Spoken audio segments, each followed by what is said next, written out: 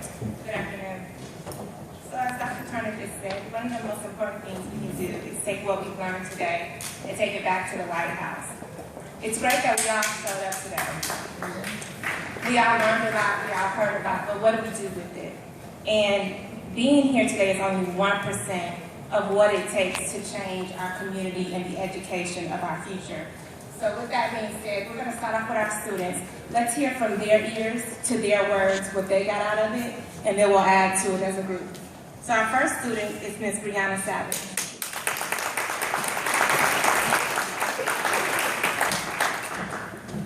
Good afternoon. Good afternoon. Good afternoon. So I'll be giving my remarks on the first panel. And so the main theme and what we addressed in the first panel was the challenges to advocacy for Blacks in higher ed.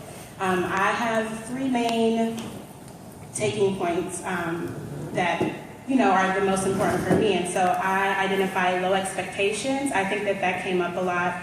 So we should raise awareness about educational opportunities. We should also give opportunities to cultivate problem-solving, community, and collaboration skills.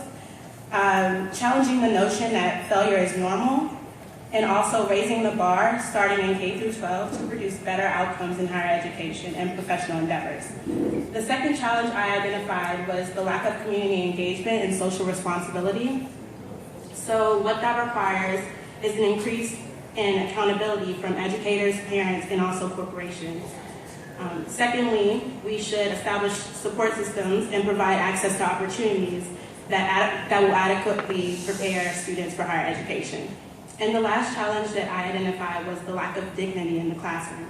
So something that I've learned from a former internship of mine at Operation Hope was that living a dignified life should be the motivation for every decision. So what we should do is empower students by incorporating dignity into curriculum and lesson plans, to be more accountable and to maximize all of the educational opportunities presented to them. Thank you.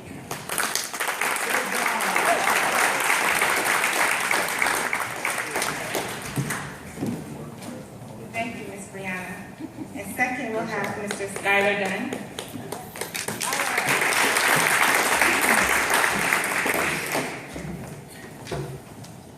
Good afternoon. Good afternoon.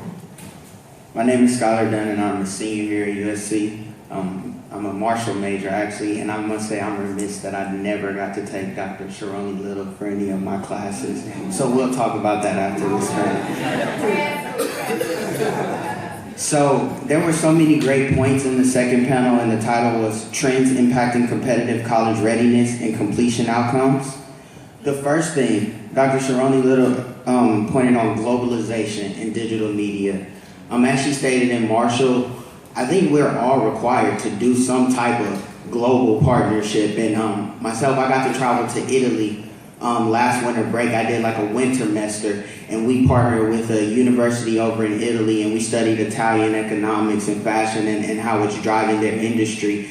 But I wouldn't have had that opportunity if I didn't have the resources that you spoke of. So I think that is one thing K through 12 that we really need to get students ready. In order to have the opportunity, you need to have access. So that was one point that I took away.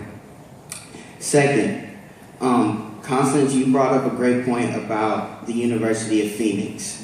I think that, with all the outstanding universities that we have in America alone, whether it's HBCUs, whether it's private universities, whether it's UCs, the fact that our students don't even have the opportunity or don't know much about these universities to be able to be competitive contenders to get in, that's a problem in and of itself. So we must have accountability for that and be able to show them like, hey, resources are here and you don't have to pay for anything, you can get help.